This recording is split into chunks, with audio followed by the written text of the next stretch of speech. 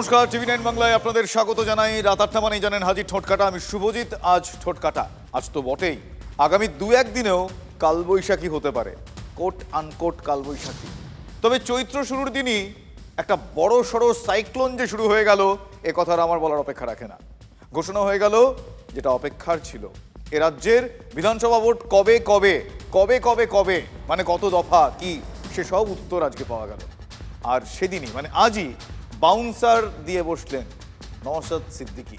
কেন বললাম বাউন্সার? দেখুন, প্রবীণ মুখ্যমন্ত্রীর কাছে ভোট বয়কটের আহ্বান জানিয়ে বসলেন।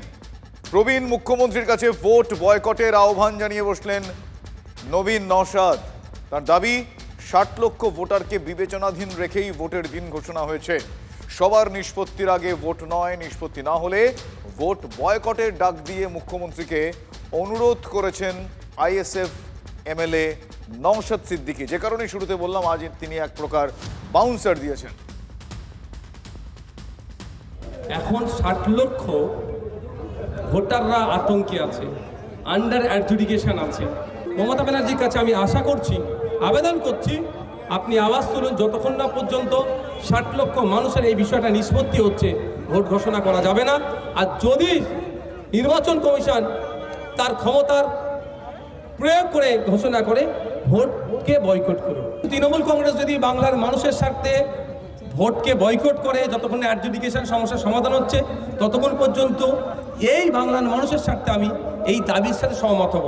দাবির সাথে সহমত হওয়া মানে এই নয় যে আমি তৃণমূলের সাথে জোট করছি। আমি কিন্তু বলবো মোক্ষম চাল দিয়েছেন নওশাদ সিদ্দিকী। ধরে নিন নওশাদের অনুরোধ মেনে ভোট বয়কটের ডাক দিয়ে মুখ্যমন্ত্রী যদি তাকে এক প্রকার সেকেন্ড করেন, সাপোর্ট করেন, কথা শোনেন, তাহলে সেটা কিন্তু নজিরবিহীন কাণ্ড হবে।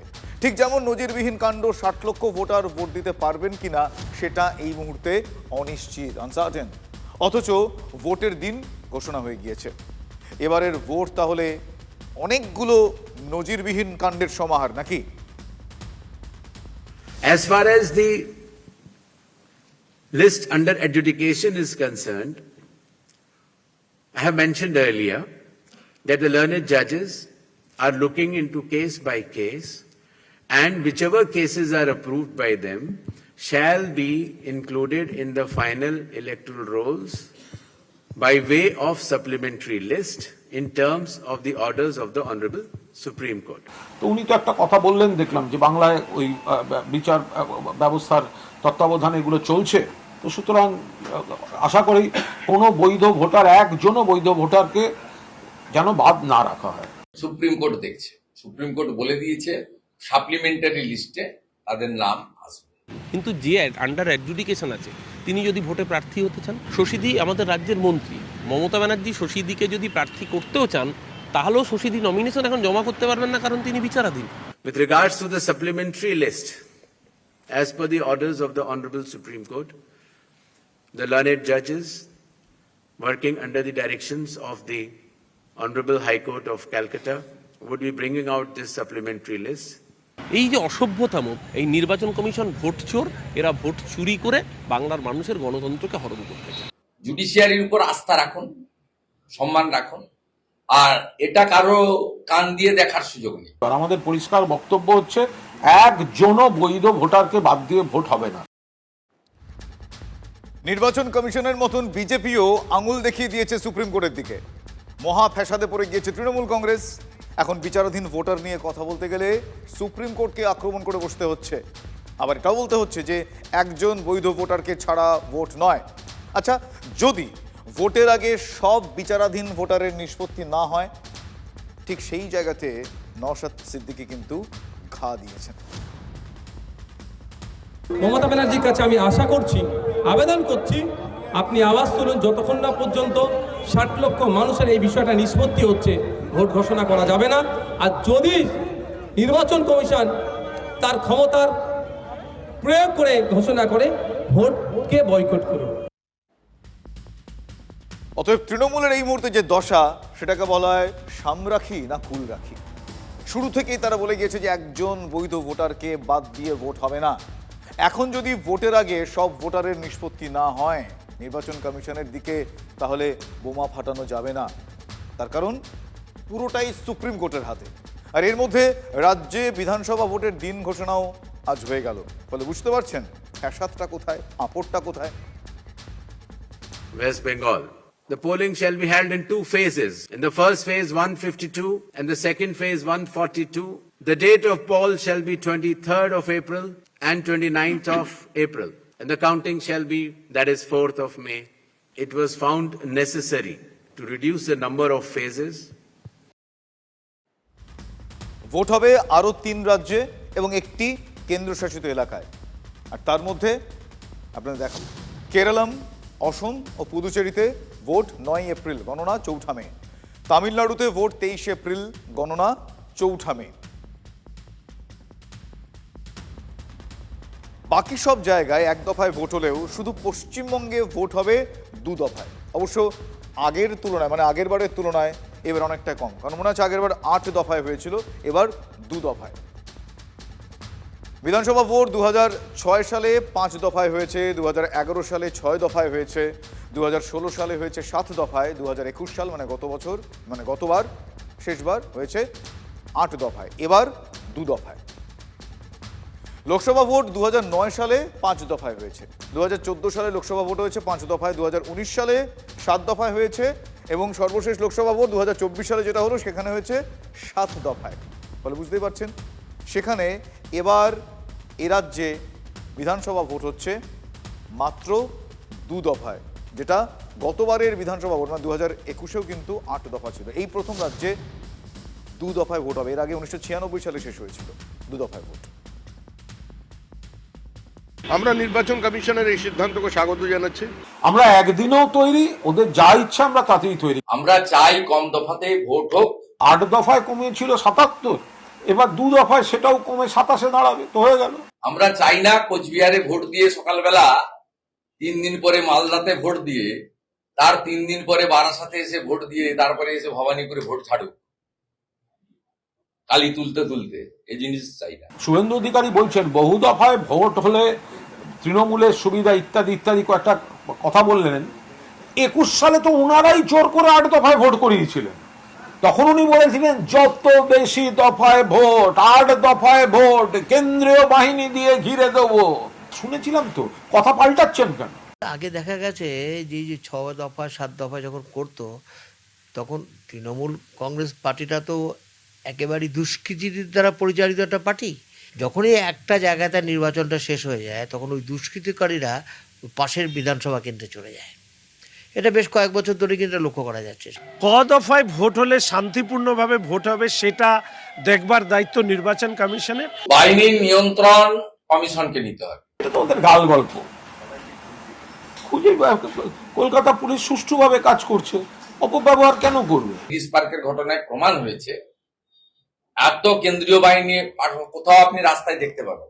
কেন্দ্রীয় বাহিনীকে ব্যবহার করা দরকারই বা পড়লো কোথায়? ব্যবহারের দরকারই পড়লো না তো অপব্যবহার। With regards to the police officers who were involved in the violence in earlier elections, the list has been sort of, as is known to the media during our visit to the West Bengal, and necessary action as per law shall be taken. আমাদের কথা হচ্ছে যত দফাতেই হোক, যে যাকে vote দিতে চায় তাকে যেন নিশ্চিন্তে নির্বিঘ্নে ভোট দিতে পারে। Elections shall be violence free and inducement free. তো আমরা যেটা বারবার করে বলেছি যে শান্তিপূর্ণ ভয়মুক্ত পরিবেশে ভোটাররা তার গণতান্ত্রিক অধিকার প্রয়োগ করুক, এই পরিবেশ নির্বাচন কমিশনকে দিতে হবে। গিরগিটির রাজনীতি হচ্ছে। গিরগিটির রাজনীতি। তৃণমূল কংগ্রেস যখন বিরোধী আসনে ছিল তখন তারাও কিন্তু এই একই যুক্তিতে বেশি দফায় ভোটের দাবি করত, যত বেশি দফা ভোট হবে তত ভালো, এমন একটা কিছু। আর এবার 2 দফায় ভোটের পিছনে তাহলে কোন অঙ্ক কাজ করছে এ প্রশ্ন থাকছে। আমরা যদি ম্যাপে দেখি, প্রথম দফা নির্বাচনে একেবারে আলিপুরদুয়ার, কোচবিহার, দার্জিলিং, কালিম্পং, সেখান থেকে জলপাইগুড়ি হয়ে 2 দিনাজপুর, মালদা, মুর্শিদাবাদ, বীরভূম, পশ্চিম বর্ধমান, একেবারে পুরুলিয়া, বাঁকুড়া, ঝাড়গ্রাম, পশ্চিম মেদিনীপুর, পূর্ব মেদিনীপুর। রাজনৈতিকভাবে দেখলে কিন্তু ম্যাপের এই পুরো অংশটা যদি আমরা দেখি, এখানে তৃণমূল কিন্তু বেশ অস্বস্তিতে রয়েছে। উত্তরবঙ্গে এমনি তৃণমূল বেশ কিছুটা দুর্বল, বিজেপি শক্তিশালী, যদিও তৃণমূল এবার কিছুটা দাঁত ফোটাতে পারে এমন আশা রয়েছে। আর অন্যদিকে সংখ্যালঘু অধ্যুষিত সেখানে মালদা রয়েছে, মুর্শিদাবাদ রয়েছে এবং 2 দিনাজপুর রয়েছে, সেখানেও কিন্তু এবার সংখ্যালঘু ভোট কোথাও হয়তো মুখ ফিরিয়েছে এমনটা মনে করছেন বিশেষজ্ঞরা। এবং তারপর যদি আমরা দ্বিতীয় দফার মানচিত্র দেখি, সেখানেও এবার একটা অন্য ছবি দেখতে পাবো। প্রথম দফায় যেখানে আমরা 16টা জেলা দেখতে পেলাম, দ্বিতীয় দফায় 7টা জেলা রয়েছে। দ্বিতীয় দফায় জেলাগুলো দেখলেই বুঝতে পারা যাবে নদিয়া, পূর্ব বর্ধমান, এদিকে হুগলি, হাওড়া, কলকাতা, 2 24 পরগনা। অর্থাৎ তৃণমূল যেখানে অত্যন্ত শক্তিশালী, বলা চলে বেশিরভাগ আসন তৃণমূল এখানে নিজেদের দখলে রেখে দিয়েছে। সেই জায়গাটায় কিন্তু দ্বিতীয় দফার ভোটে, অর্থাৎ প্রথম দফায় যে 152 আসনের নির্বাচন এবং দ্বিতীয় দফায় 142 আসনের নির্বাচন, সেই 142 আসনের মধ্যে এমনভাবেই করা হয়েছে যে চারিপাশ থেকে কিন্তু যে কেন্দ্রীয় বাহিনী থাকছে তারাও দ্রুত পৌঁছে যেতে পারবে এই দ্বিতীয় দফার ভোটের জায়গাতে।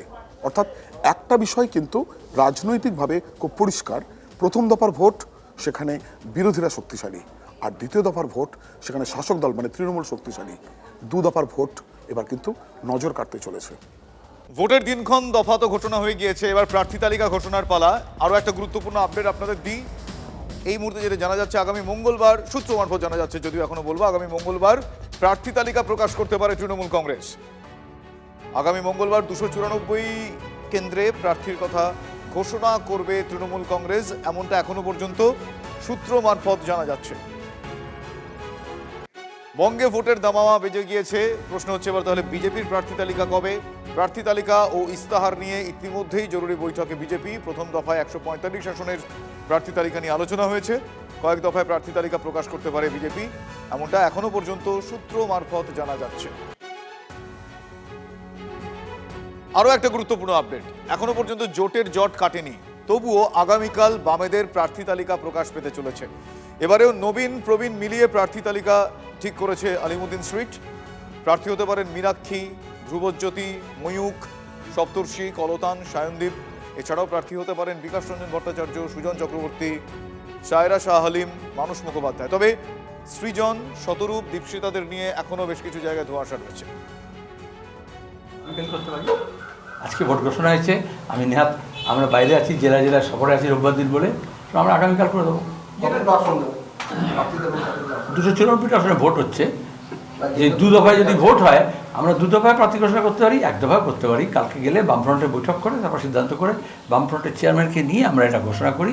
নাহলে আপনি চাইলে আমি এখানে ঘোষণা করে দিতে পারতাম, আমরা তৈরি আছি, কিন্তু আমাদের একটা নিয়ম আছে, বামফ্রন্ট এবং সহযোগীদের সঙ্গে কথাবার্তা বলে নিয়ে বামফ্রন্টের মিটিং শেষে বামফ্রন্টের চেয়ারম্যানকে নিয়ে অন্য দলগুলোর উপস্থিতিতে আমরা সাধারণত তালিকা ঘোষণা করি।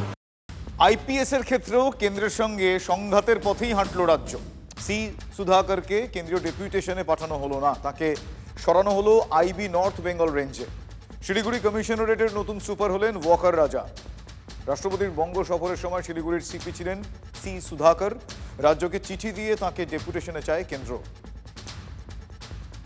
আইপিএস এর ক্ষেত্রেও কেন্দ্রের সঙ্গে সংঘাতের পথই বজায় রাখল রাজ্য। সি সুধাকরকে কেন্দ্রীয় ডেপুটেশনে পাঠানো হলো না, তাকে আইবি নর্থ বেঙ্গল রেঞ্জে পাঠানো হয়েছে। শিলিগুড়ি কমিশনারেটের নতুন সুপার হয়েছেন ওয়াকার রাজা।